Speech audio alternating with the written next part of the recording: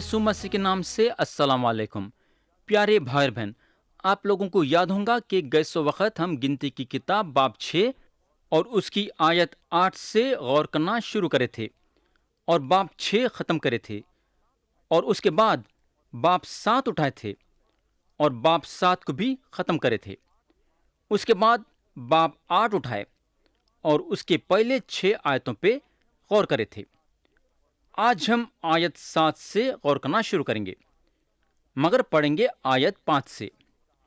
और खुदावंद ने मूसा से कहा कि लवियों को बनी इस्राएल से अलग करके उनको पाक कर, और उनको पाक करने के लिए उनके साथ ये करना कि खता का पानी लेकर उन पर छिड़कना, फिर वो अपने सारे जिस्म पर उस तरह फिरवाएं और अपने कपड़े धोएं और अपने को साफ करें।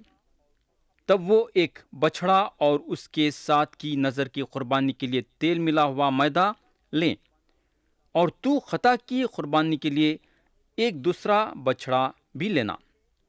तो सबसे पहले उन लोगों पे खता का पानी छिड़का जाना था।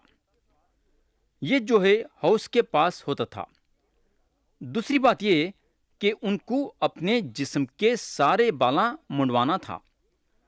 तीसरी बात ये कि उन लोगों को पाक साफ होने के लिए अपने कपड़े धोना पड़ता था। चौथी बात ये कि उन लोगों को नज़र की कुर्बानी और खता की कुर्बानी देना था। मेरे दोस्त, क्या आपको याद है क्या कि खुदा लावी के बारे में क्या बोला था? लावी याकूब के एक बेटे थे, और जब याकूब उनको बरकत दिए तो याकूब के मुंह से ये बात निकली, जहाँ पैदाइश की किताब बाब 49 और उसकी आयत 5 से 7 में लिखा हुआ है, शमाउन और लावी तो भाई भाई हैं, उनकी तलवारें जुल्म के हथियार हैं। ऐ मेरी जान, उनके मशवरे में शरीक ना हो। ऐ मेरी बुजुर्गी, उनकी मजलिस में शामिल ना हो, क्योंकि उन्होंने अपने गज़ब में एक मर्द को कत्ल किया और अपनी खुदराई से बैलों की कूचें काटी। तो ये पक्की बात है कि लावियों को पाक साफ होना जरूरी था। सबसे बड़ी अहमियत की बात जो आप खुदा के फर्जंद के लिए है, ये वो है कि आप कैसा चल रहे हैं, बल्कि आप कहाँ चल रहे हैं। यूहन्ना के पहले आम खत में लिखा हुआ है, अगर हम नूर में चलें जिस तरह की वो नूर में हैं, तो हमारी आपस में शराकत है, और उसके बेटे यीशु मसीह का खून हमें तमाम गुनाह से पाक करता है। मेरे दोस्त, अगर आप यहाँ देखेंगे तो रोशनी और हौज एक साथ रखे गए हैं। जब आप रोशनी में चलते हैं, आप ये देखेंगे कि आपके जिंदगी में खोट है, आप कामिल इंसान नहीं हैं। उसके बाद आप हौज के पास जाते हैं, वो मैल को निकालने के लिए, जो गुनाह का इकरार करने की निशानी है। अगर हम यहाँ गौर करेंगे तो पाक साफ होने के बारे में 4 बातें बताई गई हैं। पहली बात है खता का पानी लेकर उन पर छिड़कना। आपको याद होगा कि यीशु मसीह जब अपने शागिर्दों के पांव धो रहे थे, तो पतरस रसूल अपने पांव धुलाने से मसीह को रोकना चाहते थे, मगर मसीह पतरस को बोलने लगे, अगर मैं तुझे ना धोऊं तो तू मेरे साथ शरीक नहीं। यानी कि मसीह पतरस को यह बोलना चाह रहे हैं कि तू मेरे साथ सोहबत नहीं कर सकता, तू मेरे साथ शरीक नहीं हो सकता। ये बात यूहन्ना अपने खत में समझाते हैं। उन्हें बोलते हैं, अगर हम नूर में चलें जिस तरह की वो नूर में है, तो हमारी आपस में शराकत है, और उसके बेटे यीशु मसीह का खून हमें तमाम गुनाह से पाक करता है। आगे यूहन्ना अपने खत में लिखते हैं, अगर अपने गुनाहों का इकरार करें तो वो हमारे गुनाहों के माफ करने और हमें सारी नाराजगी से पाक करने में सच्चा और आदिल है। ये जो है बड़ी अहमियत की बात है, और ये ईमान रखने वालों के लिए है। اگر آپ خدا کی خدمت گزاری کرنا چاہتے ہیں تو آپ خدا کے سامنے اپنے گناہوں کا اقرار کرنا پڑے گا۔ اور پتل کا خربنگا وہ جگہ ہے جہاں ایک گنہگار اپنی نجات حاصل کرنے کے لیے خدا کے پاس آتا ہے، اور حوض وہ جگہ ہے جہاں ایمان رکھنے والے ایک خدا پرست صاف پاک ہونے کے لیے آتا ہے۔ تو یہ پہلی بات ہوئی۔ اب دوسری بات جو ہم یہاں دیکھتے ہیں وہ ہے اپنے سارے جسم پر اس طرح پھروائیں۔ پیارے بھائی بہن، عبرانیوں کے خط میں لکھا ہوا ہے، خدا کا کلام زندہ اور مؤثر اور ہر ایک دھودھاری تلوار سے زیادہ تیز ہے، اور جان اور روح اور بند اور گدے گدے کو جدا کر کے گزر جاتا ہے، اور دل کے خیالوں اور ارادوں کو جانچتا ہے۔ تو پیارے بھائی اور بہن، خدا کا کلام آپ کی زندگی میں کھود کے گھس سکتا ہے، اور جو خرابیاں آپ کی زندگی میں ہیں اس کو ڈھونڈ کے نکال سکتا ہے، جہاں آپ سوچے بھی نہیں ہوں گے کہ آپ اپنی زندگی میں وہ حصے میں غلطی کرے ہیں۔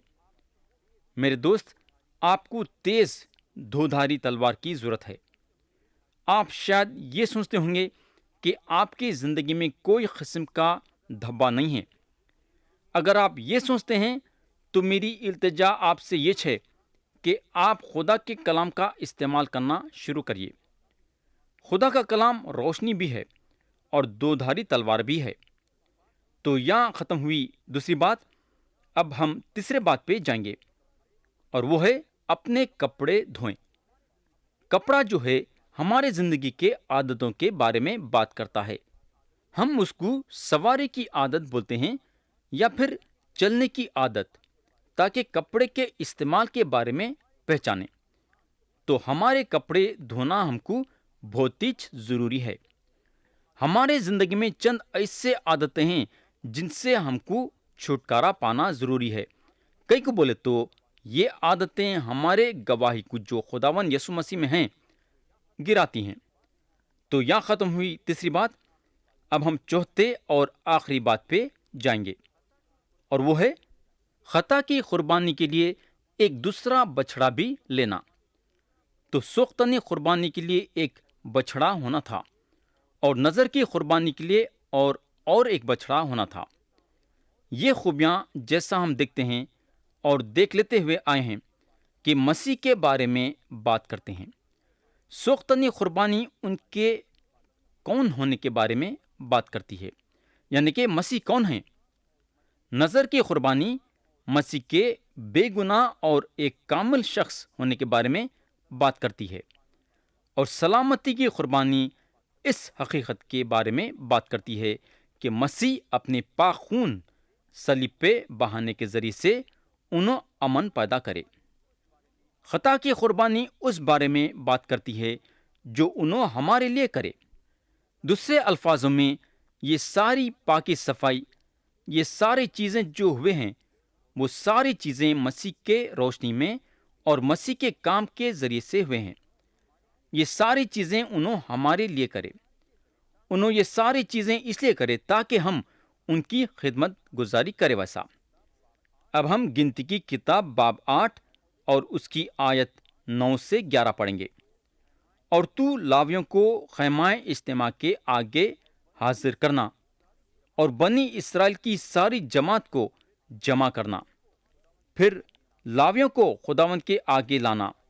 تب بنی اسرائیل اپنے اپنے ہاتھ لاویوں پر رکھیں، اور ہارون لاویوں کو بنی اسرائیل کی طرف سے ہلانے کی قربانی کے لیے خداوند کے حضور گزرانے، تاکہ وہ خداوند کی خدمت کرنے پر رہیں۔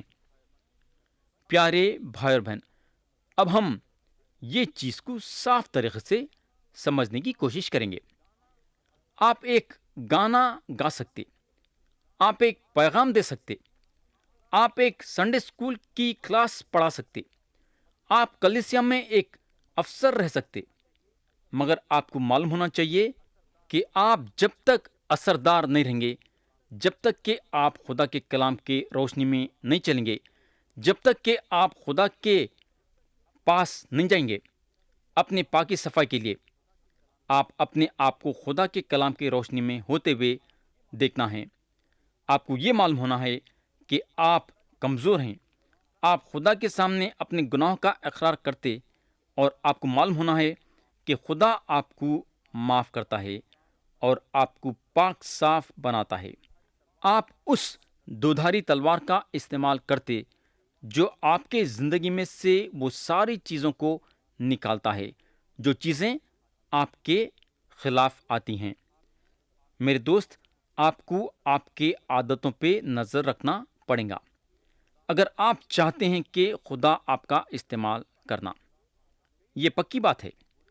کئی لوگ اپنے برے عادتوں کے وجہ سے اپنی گواہی کھو دیے ہیں، اور یہ جو پاکی صفائی ہے، ہر ایک کو یسوع مسیح پہ اور ان کے کاموں پہ تکیہ کرنا چاہیے۔ ہم دیکھتے ہیں کہ یہ سارے باتیں اس لیے کی گئے تاکہ لاویاں خدا کی خدمت گزاری کرے ویسا۔ اب ہم آیت 14 اور آیت 19 پڑھیں گے۔ پہلے ہم آیت 14 پڑھیں گے۔ لکھا ہوا ہے، یوں تو لاویوں کو بنی اسرائیل سے الگ کرنا، اور لاوی میرے ہی ٹھہریں گے۔ اب ہم آیت 19 پڑھیں گے۔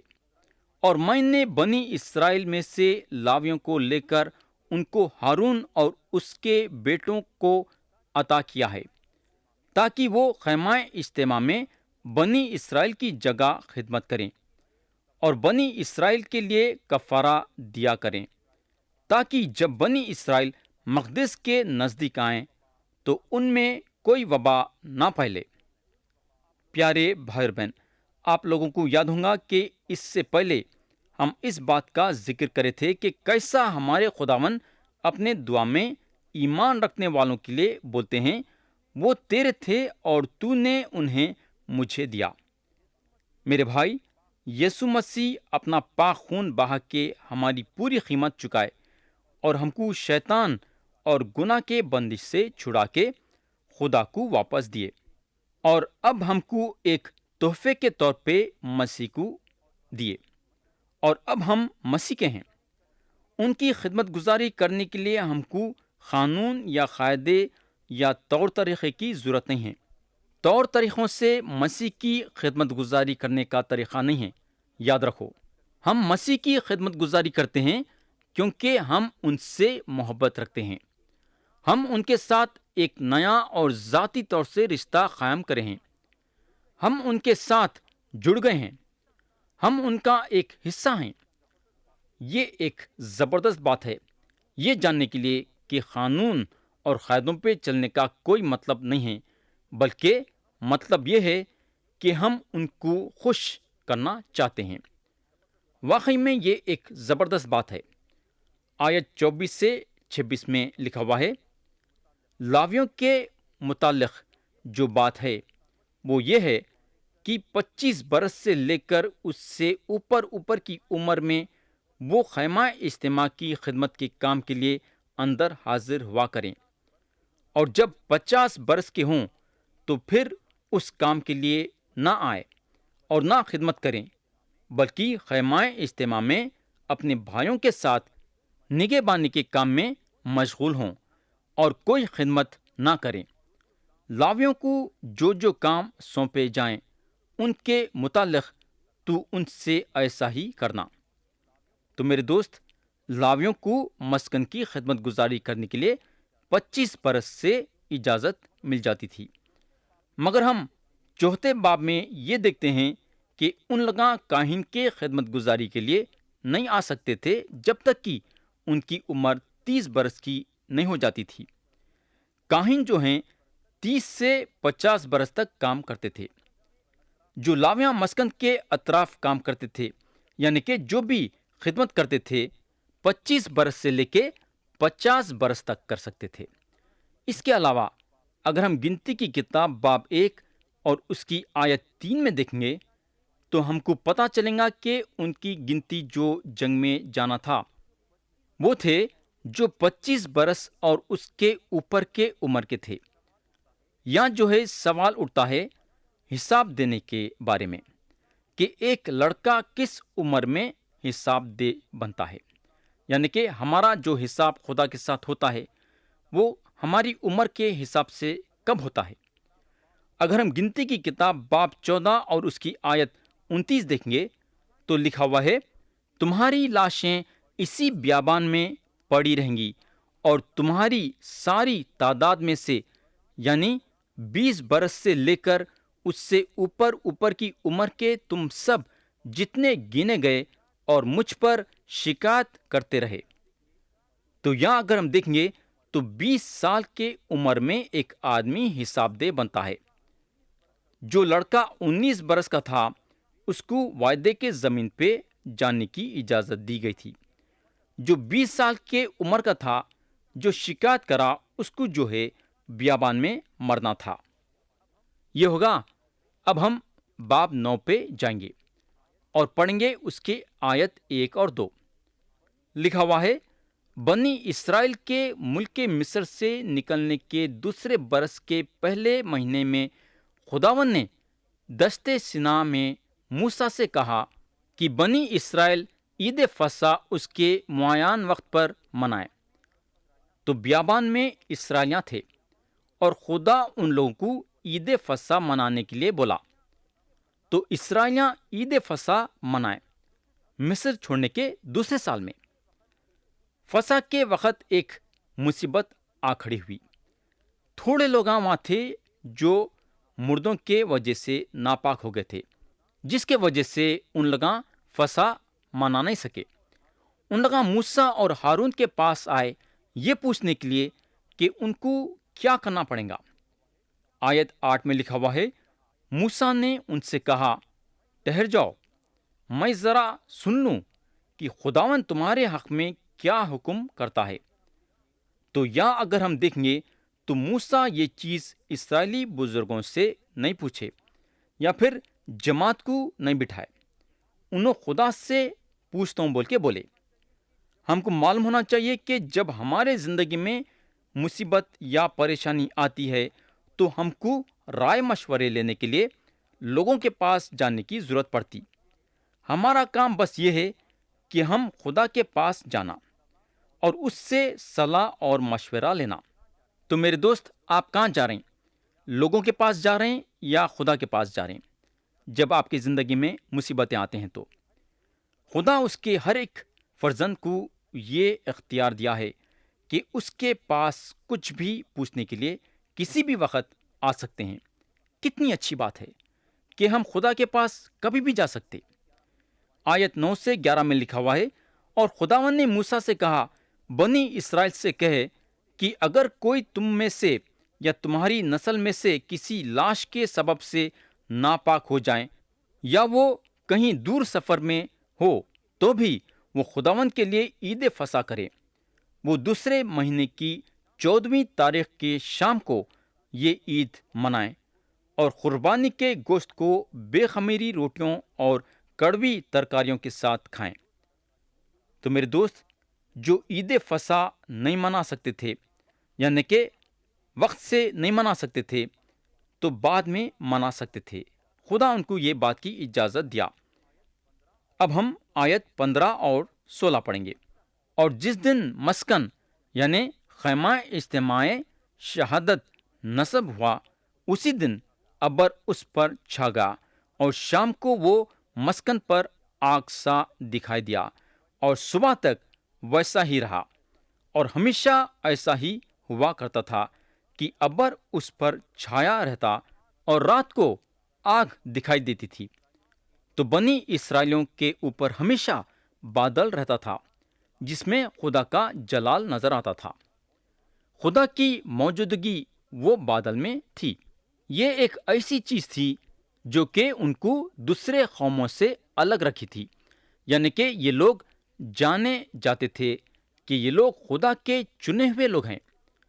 جب پولس رسول رومیوں کو خط لکھ رہے تھے اور اسرائیلیوں کی نشانی رومی لوگوں کے سامنے رکھنا چاہتے تھے کہ اسرائیلیوں کو کیسا پہچانا جاتا تھا، تو انہوں لکھتے ہیں، ذرا غور سے سنو، وہ اسرائیلی ہیں اور لے پالک ہونے کا حق اور جلال اور عہد اور شریعت اور عبادت اور وعدے انہی کے ہیں، اور قوم کے بزرگ انہی کے ہوئے ہیں، اور جسم کے روح سے مسیح بھی انہی میں سے ہوا، جو سب کے اوپر اور ابد تک خدائے محمود ہے، آمین۔ تو یہاں اگر آپ دیکھیں گے تو انہوں جلال کے بارے میں ذکر کرے ہیں۔ یہ ایک ہی قوم تھی جو ہمیشہ اپنے آنکھوں کے سامنے خدا کے موجودگی کو محسوس کرتی تھی۔ خدا بادل میں اور آگ کے ستون میں ہمیشہ ان لوگوں کے ساتھ رہتا تھا۔ آیت 18 اور 19 میں لکھا ہوا ہے، خداوند کے حکم سے بنی اسرائیل کوچ کرتے اور خداوند ہی کے حکم سے وہ خیمہ لگاتے تھے، اور جب تک ابر مسکن پر ٹھہرا رہتا وہ اپنے ڈیرے ڈالے پڑے رہتے تھے، اور جب ابر مسکن پر بہت دنوں تک ٹھہرا رہتا تو بنی اسرائیل خداوند کے حکم کو مانتے اور کوچ نہیں کرتے تھے۔ تو میرے دوست، موسیٰ نہیں تھے یہ فیصلہ کرنے کے لیے کہ آج ان لوگاں سفر کریں گے یا نہیں، یا کل سفر کریں گے یا نہیں، یا پھر تھوڑے دنوں کے بعد سفر کریں گے یا نہیں۔ یہ بات کا فیصلہ موسیٰ نہیں کرتے تھے بلکہ خدا کرتا تھا۔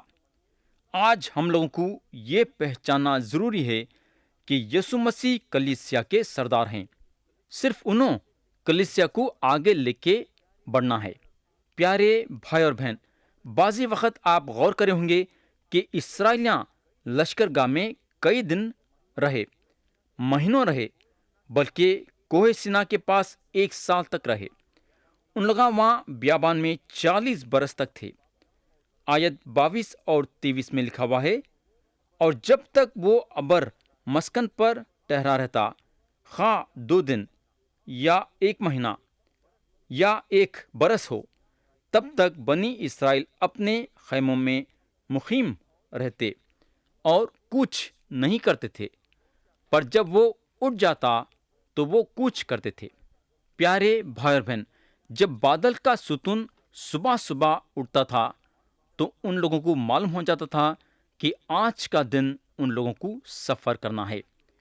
لاویاں جو ہے فوراً مسکن کو نکالنے کی تیاری کرتے تھے، اور میں یقین کرتا ہوں کہ 30 منٹ میں ان لوگاں نکال دیتے تھے، اور جیسا شام کے وقت آرام کرنے کا وقت ہوتا تھا تو پھر سے فوراً وہ مسکن کو لگا دیتے تھے۔ اس کے بعد بادل کا ستون جو ان کو راستہ بتاتا تھا مسکن پہ ٹھہر جاتا تھا۔ یہ بادل کا ستون اور آگ کا ستون خدا کا جلال تھا جو اسرائیلیوں کے آنکھوں کے سامنے دکھائی دیتا تھا، اور جو ہمیشہ اسرائیلیوں کے ساتھ رہتا تھا۔ خدا کے جلال کی موجودگی ہمیشہ اسرائیلیوں کے ساتھ رہتی تھی۔ اسرائیلیوں کے بیابان کا سفر ختم ہوا اور ان لوگاں وعدے کے زمین پہ اپنا قدم جما لیے تھے، تو بادشاہ سلیمان خدا کے لیے ہیکل بنائے۔ مسکن جو ایک جگہ سے دوسری جگہ جاتا تھا، وہ مسکن کے عوض میں ہیکل بنائے۔ سلاطین کی پہلی کتاب باب 8 اور اس کی آیت 10 اور 11 میں لکھا ہوا ہے، پھر ایسا ہوا کہ جب کاہن پاک مکان سے باہر نکل آئے تو خداوند کا گھر ابر سے بھر گیا، سو کاہن اس ابر کے سبب سے خدمت کے لیے کھڑے نہ ہو سکے، اس لیے کہ خداوند کا گھر اس کے جلال سے بھر گیا تھا۔ تو یہاں اگر ہم دیکھیں گے تو خدا کا جلال سارے ہیکل سے بھر گیا اور لوگ اس کے پاک موجودگی کو دیکھے۔ مگر اسرائیل کی اتہاس یہ بتاتی ہے کہ جب اسرائیلیاں خدا کے نافرمان بننے لگے تو خدا کا جلال یہ ہیکل پہ سے اٹھ گیا۔ پیارے بھائی اور بہن، یوحنا رسول مسیح کے بارے میں لکھتے ہیں، ہم نے اس کا ایسا جلال دیکھا۔ مگر کئی لوگاں مسیح کے جلال کو نہیں دیکھے جب انہوں پہلی مرتبہ آئے۔ مسیح اپنا سارا جلال چھوڑ کے یہ زمین پہ آئے، ان کے خدائی کو چھوڑ کے نہیں بلکہ ان کے جلال کو۔ جب انہوں دوبارہ آئیں گے تو آسمان میں مسیح کی نشانی رہیں گی، اور میں یقین کرتا ہوں کہ وہ نشانی مسیح کا جلال رہیں گا۔ مسیح یہ زمین پہ اپنے جلال کے ساتھ اتریں گے۔ تو پیارے بھائی اور بہن، آپ سوچ سکتے کہ وہ نظارہ کیسا رہے گا۔ تو یہاں ختم ہوا باب 9، اور اگلے وقت ہم باب 10 سے غور کرنا شروع کریں گے۔